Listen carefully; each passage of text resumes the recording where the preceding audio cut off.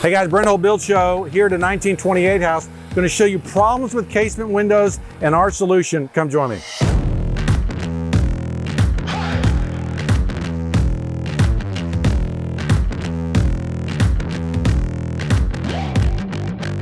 So the problems that we're having here are these windows are rotting out. Remember, wood is the key. Got to get good wood.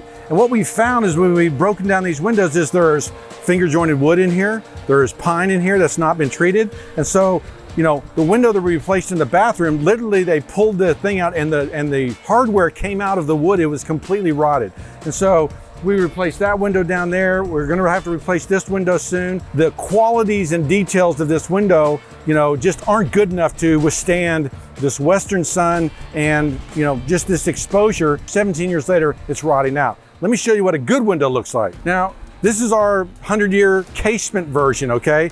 And it's not official yet. We really haven't announced it yet, but I wanted to show you some of the details. One, we've got a putty glaze. Now, we love the putty glaze because it's a sacrificial coating that's going to fail in 50 years, right? And you'll reglaze it and it'll be good again. When that wood fails, when that wood glazing fails, the whole window fails. And so that sacrificial putty glazing is a big deal.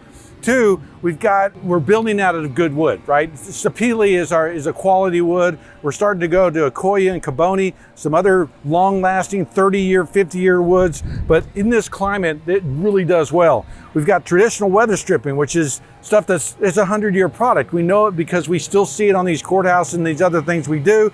We've got beautiful hardware. We've got a sloped sill. Look at that, the fact that this sill breaks down, right? So water hitting this, even when the wind's going, doesn't run up inside here.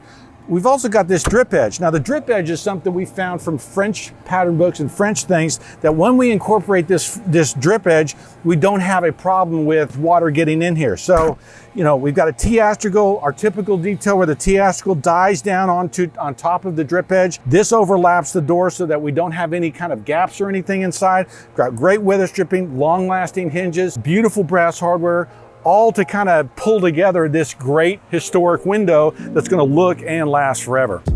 Notice too, that's what's happening on this sill, and kind of those lost art of building details is that historically all windows, any kind of exterior piece that was going to catch water was pitched. But what you find is on the inside of this window, we've got a flat sill inside here and a very short, thin sill here. This sill's it's now caulked up, it's probably an inch tall. Ours is about 1.5 inches, almost 2 inches tall.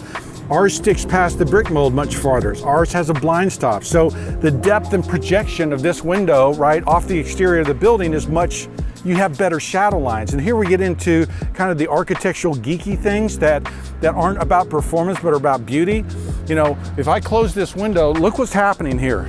We've got brick mold window, okay? So this brick steps back, we've got a brick mold and then the window sitting right there flush on the front. Now, look what's happening here. I've got brick mold, okay? I've got a casing, and then I've got our window. I've got an extra, 3/4 of an inch, almost an inch of window and depth here, so that this is a real subtle thing, guys. This is a, 1/8 of an inch thing that really makes a difference. The difference between good and great is very small, but it's little details like this that create that better shadow line. And then if you look at this is the thing that's the balls, guys. This is the thing that's incredible.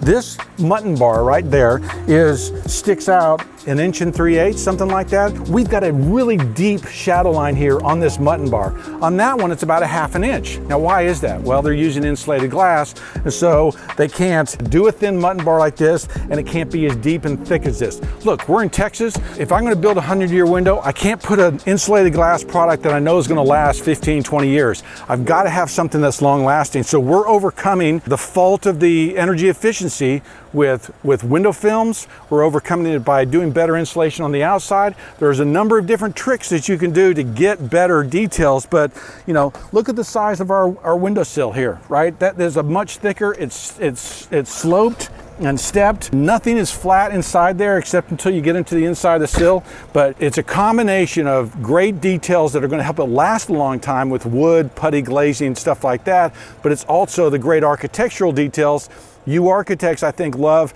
That is the deep profiles, the depth and shadow lines, all those things that kind of just create magic. Okay, just a couple more details. One, look what they've done here in order to hide their hardware. Okay, so this hardware is a kind of an actuating arm that goes out.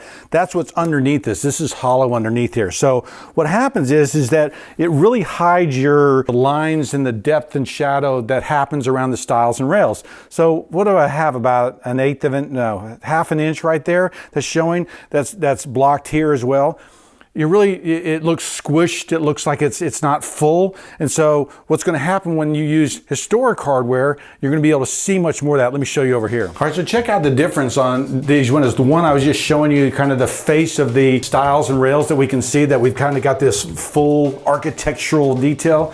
Notice we're highlighting the hardware here now. We're not hiding it. It's not a little crank thing. We've got it. These are called casement stays.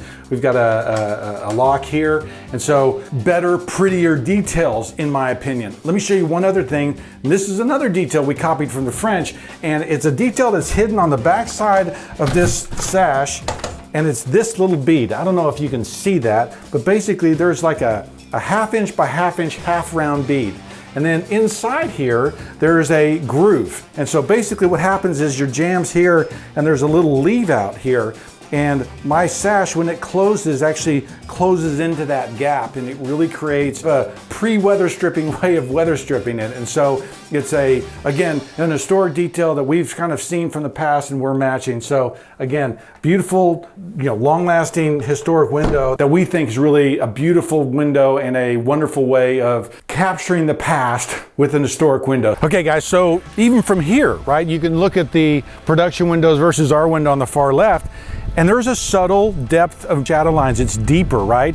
And so it's a subtle thing. It's not $1 million thing. It's not a 100% thing. It's a 5% thing. Maybe it's a 10% thing, but it is better in my mind. And so what are we trying to do, right? We are trying to capture the past. We're trying to remember the old ways of building. And so the problem is production windows have gotten so fast and cheap, okay, that they've forgotten the beauty piece. They've forgotten how to be long lasting. And it's been our search and our work on historic buildings that's made us realize that when you do good wood, when you follow these kind of historic details, you really can have a beautiful, long-lasting window, and that's what our 100-year window is about. In this case, our 100-year casement. We've looked at the past, we've looked at the best details, the French details, the drip stops, that molding edge that breaks into the jamb, all those different fun things that make it better. Be sure to follow him on Instagram and Facebook, Hull Millwork Hull Homes. Sign up for the newsletter. If you're watching on YouTube, hit the subscribe button. I'm Brent Hull. Thanks for watching.